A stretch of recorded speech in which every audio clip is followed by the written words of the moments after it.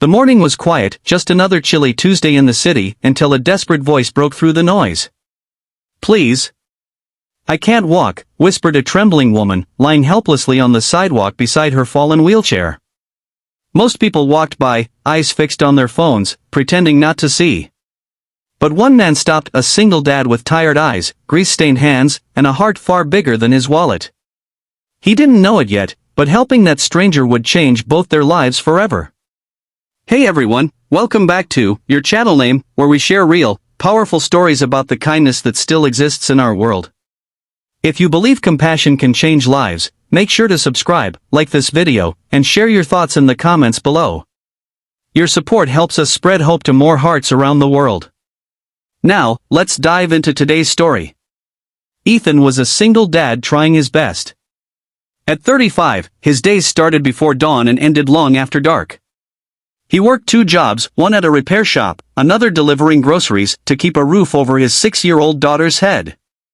Life hadn't been kind lately. His wife, Melissa, had passed away 3 years ago from cancer, leaving him to raise little Emma alone. Some nights, Ethan would sit by the kitchen table, staring at unpaid bills and whispering promises to his daughter that everything would be okay, even when he wasn't sure how. That Tuesday morning, Ethan was late for his shift. His truck had broken down again, and every minute he lost meant less pay for rent. He jogged through the busy downtown streets, clutching his toolbox and muttering prayers under his breath. That's when he heard it, a faint cry, almost lost beneath the roar of traffic. "Please, help me. I can't walk." He turned around and saw her, a woman sprawled on the cold concrete near a toppled wheelchair. Papers and a designer handbag were scattered beside her. Her face was pale, and pain etched every line of it.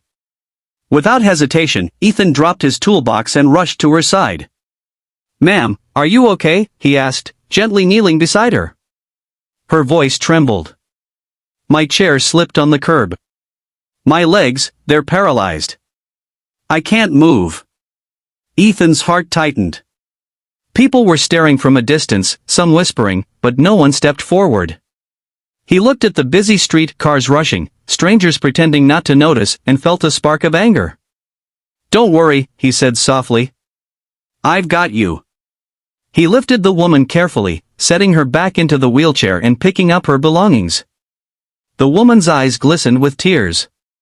"Thank you," she whispered. "Most people just walk past." Ethan smiled kindly. "No one should be left lying on the ground." She introduced herself as Lydia, and though she tried to hide it, Ethan noticed her hands trembling, not from fear, but exhaustion. He offered to push her to the nearby cafe so she could rest. Inside, he ordered her a cup of tea, though he could barely afford his own lunch, and sat quietly across the table as she regained her breath. The silence was gentle, filled with unspoken understanding. "You're very kind," Lydia said finally. "You didn't even ask who I was." Ethan shrugged. "Didn't need to. You needed help, that's enough." She looked at him curiously. "You're not from around here, are you?" He chuckled. "Just trying to get by. My little girl's waiting at home. I fix cars, deliver groceries, whatever pays the bills." Something in his simple honesty touched her deeply. Lydia wasn't just any woman, she was the CEO of a major tech company in the city. But lately, her life had felt empty despite the success. She had money, luxury, and power, but not genuine kindness. Not until now. As they talked, Ethan shared small pieces of his life, how Emma loved drawing rainbows on their old refrigerator, how he missed his wife every day, and how sometimes he wished the world was a little softer. Lydia listened silently, her heart swelling with both sadness and admiration. She saw something rare in him, humility and goodness, the kind of light money couldn't buy. Before leaving, she asked for his number.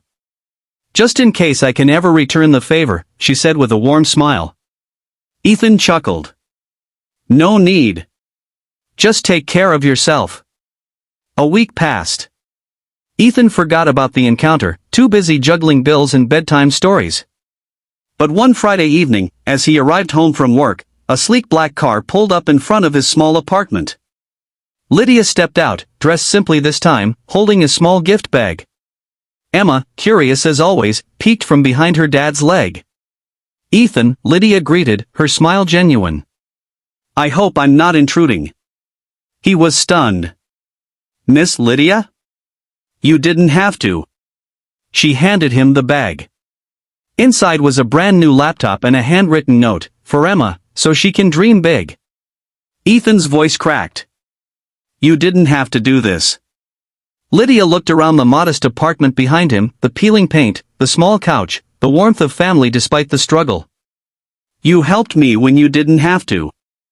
I wanted to do something kind in return." That evening, Lydia stayed for dinner. She laughed as Emma showed her crayon drawings and proudly announced she wanted to be an artist. For the first time in months, Ethan saw real joy in his home again. After that night, Lydia began visiting often. She'd join Ethan and Emma for simple dinners, or they'd meet at the park on weekends.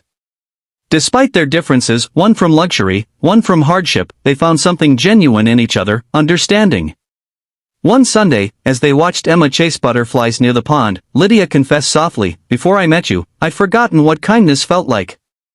Everyone around me only wanted something, from my company, my name, my money. But you gave without expecting anything back." Ethan smiled.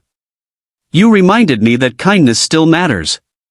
As weeks turned into months, their bond grew stronger. Lydia sponsored a small scholarship fund in Emma's name and secretly arranged for Ethan's repair shop to get new contracts. When he discovered it was her doing, he protested, but she simply said, "Kindness deserves a ripple." Then one day, Lydia called him in tears.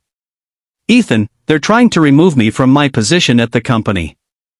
They say I'm too soft, that I care too much." He met her eyes with calm determination.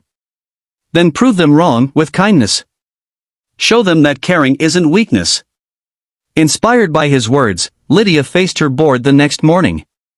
Instead of fighting with anger, she spoke about leadership with compassion, how a company's strength came from its humanity. Her speech went viral online. She kept her position, but more importantly, she changed her company's entire culture. Months later, she launched a new foundation helping people with disabilities find accessible jobs. She named it the Emma Project, after the little girl who had reminded her what hope looked like. A year after that fateful morning, Ethan, Lydia, and Emma stood together at the opening of the foundation's new center. Reporters snapped photos, but Ethan didn't care about fame. He just smiled, watching Lydia beam with pride as Emma cut the ribbon with tiny, excited hands. When the ceremony ended, Lydia turned to him and whispered, "You changed everything that day." Ethan shook his head. "No, Lydia. You did. You just needed someone to remind you what kindness can do." Tears welled in her eyes as she smiled, a smile no longer burdened by loneliness or pride, but filled with gratitude. And that's how one act of simple kindness on a cold morning turned strangers into family, pain into purpose, and loneliness into love. Because sometimes, the smallest good deed can start the biggest change. You never know whose life you'll touch, or how they might change yours in return. If this story touched your heart, don't forget to like, share, and subscribe to your channel name. Tell us in the comments, when was the last time someone showed you kindness? Or when did you help someone without expecting anything back? Remember, kindness costs nothing, but it can change everything. Until next time, keep your heart open, and keep spreading kindness.